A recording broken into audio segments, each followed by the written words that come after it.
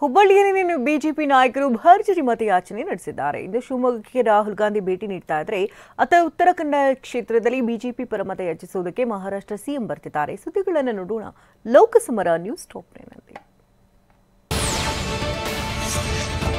ಪ್ರಹ್ಲಾದ್ ಜೋಶಿ ಪರ ನಿನ್ನೆ ಕೇಂದ್ರ ಗೃಹ ಸಚಿವ ಅಮಿತ್ ಶಾ ಹುಬ್ಬಳ್ಳಿಯಲ್ಲಿ ಮತಯಾಚನೆ ಮಾಡಿದ್ರು. ಸಮಾವೇಶದಲ್ಲಿ ಮಾತನಾಡಿದ ಅವರು, ಕಾಶ್ಮೀರದಲ್ಲಿ ಆರ್ಟಿಕಲ್ 370 ರದ್ದು ಮಾಡಿದ್ರೆ ರಕ್ತಪಾತವಾಗಲಿದೆ ಅಂತ ರಾಹುಲ್ ಗಾಂಧಿ ಹೇಳಿದ್ರು. ಆದರೆ ಕಾಶ್ಮೀರದಲ್ಲಿ ಆರ್ಟಿಕಲ್ 370 ರದ್ದುಗೊಳಿಸಿ 5 ವರ್ಷಗಳು ಕಳೆದಿವೆ. ಕಾಶ್ಮೀರದಲ್ಲಿ ಏನೂ ಆಗಿಲ್ಲ.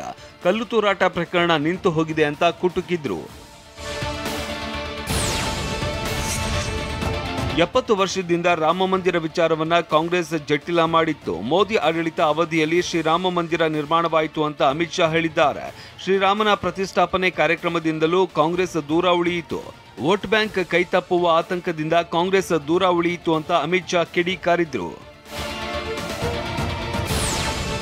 ನಿಮ್ಮ ಉಬ್ಬಿದ ರಕ್ತನಾಳಗಳ ಸಮಸ್ಯೆಗೆ ಎವಿಸ್ ಆಸ್ಪತ್ರೆಯಲ್ಲಿ ಕೇವಲ 30 ನಿಮಿಷದ ಲೇಸರ್ ಚಿಕಿತ್ಸೆಯೊಂದಿಗೆ ಮುಕ್ತಿ ಹೊಂದಬಹುದು. ಹೆಚ್ಚಿನ ವಿವರಗಳಿಗಾಗಿ ಸಂಪರ್ಕಿಸಿ 8088837300. ಶಿವಮೊಗ್ಗ ಲೋಕಸಭಾ ಕ್ಷೇತ್ರದ ಕಾಂಗ್ರೆಸ್ ಅಭ್ಯರ್ಥಿ ಗೀತಾ ಶಿವರಾಜ್ ಕುಮಾರ್ ಪರ ಇವತ್ತು ರಾಹುಲ್ ಗಾಂಧಿ ಪ್ರಚಾರ ಕೈಗೊಳ್ಳಲಿದ್ದಾರೆ. ಮಧ್ಯಾಹ್ನ 1 ಗಂಟೆಗೆ ಶಿವಮೊಗ್ಗ ನಗರದ ಫ್ರೀಡಂ ಪಾರ್ಕ್ನಲ್ಲಿ ನಡೆಯಲಿರುವ ಬಹಿರಂಗ ಸಮಾವೇಶದಲ್ಲಿ ರಾಹುಲ್ ಭಾಷಣ ಮಾಡಲಿದ್ದಾರೆ. ಸಿಎಂ ಸಿದ್ದರಾಮಯ್ಯ, ಡಿಸಿಎಂ ಡಿಕೆ ಶಿವಕುಮಾರ್, ಸಚಿವ ಮಧು ಬಂಗಾರಪ್ಪ, ನಟ ಶಿವರಾಜ್ ಕುಮಾರ್ ಸೇರಿ ಹಲವರು ಭಾಗಿಯಾಗಲಿದ್ದಾರೆ.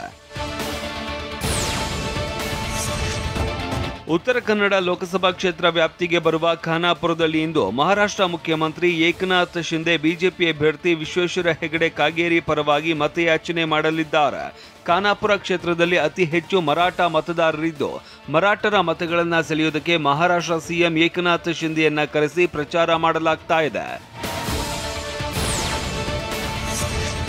ಕಲಬುರಗಿಯಲ್ಲಿ ನಿನ್ನೆ ಕಾಂಗ್ರೆಸ್ ಅಭ್ಯರ್ಥಿ ರಾಧಾಕೃಷ್ಣ ದೊಡ್ಮನಿ ಪರ ಸಿಎಂ ಸಿದ್ದರಾಮಯ್ಯ, ಡಿಕೆಶಿ ಭರ್ಜರಿ ಕ್ಯಾಂಪೇನ್ ಮಾಡಿದ್ದಾರೆ. ಸಮಾವೇಶದಲ್ಲಿ ಮಾತನಾಡಿದ ಸಿಎಂ, ಹೈದರಾಬಾದ್ ಕರ್ನಾಟಕ ಭಾಗದ ಜನ ಯಾವುದೇ ಕಾರಣಕ್ಕೂ ಮಲ್ಲಿಕಾರ್ಜುನ ಖರ್ಗೆ ಅವರ ಕೊಡುಗೆಗಳನ್ನು ಮರಿಬಾರದು. ಕೆಕೆಆರ್ಡಿಬಿ ಮಂಡಳಿಗೆ 5,000 ಕೋಟಿ ರೂಪಾಯಿ ವಿಶೇಷ ಅನುದಾನ ನೀಡಿದ್ದೇವೆ. 371 ಜಾರಿ ಮಾಡಿದ್ದರಿಂದ ಎಷ್ಟೆಲ್ಲ ಅನುಕೂಲವಾಗಿದೆ ಮರೆಯಬಾರದು ಅಂತ ಹೇಳಿದ್ರು. ಧರ್ಮಗಳ ಮಧ್ಯೆ ಬೆಂಕಿ ಹಚ್ಚುವ ಬಿಜೆಪಿ ವೋಟ್ ಹಾಕ್ತೀರಾ ಅಂತ ಸಿಎಂ ಸಿದ್ದರಾಮಯ್ಯ ಪ್ರಶ್ನಿಸಿದ್ದಾರೆ.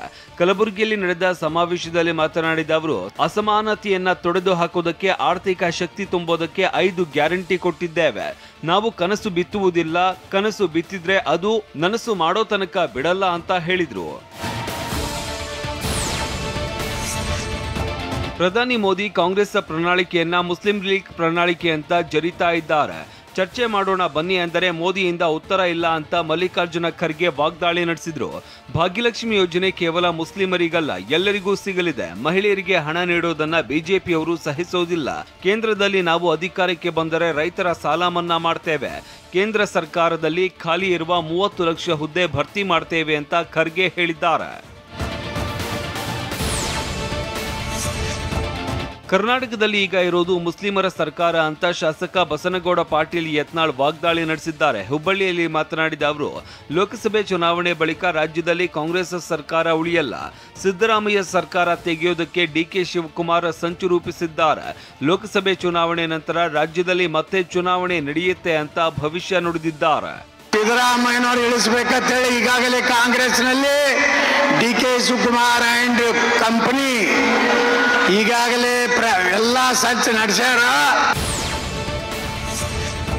ಬಿಜೆಪಿ ಅಭ್ಯರ್ಥಿ ಬಸವರಾಜ ಬೊಮ್ಮಾಯಿ ಪರ ನಟಿ ಶ್ರುತಿ ನಿನ್ನೆ ಗದಗ ನಗರದಲ್ಲಿ ಪ್ರಚಾರ ನಡೆಸಿದ್ರು.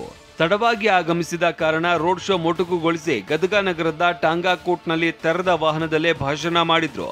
ದೇಶಕ್ಕೆ ಸಮರ್ಥ ನಾಯಕನನ್ನ ಆರಿಸುವಂತೆ ಮತದಾರರಿಗೆ ಮನವಿ ಮಾಡಿದ್ರು.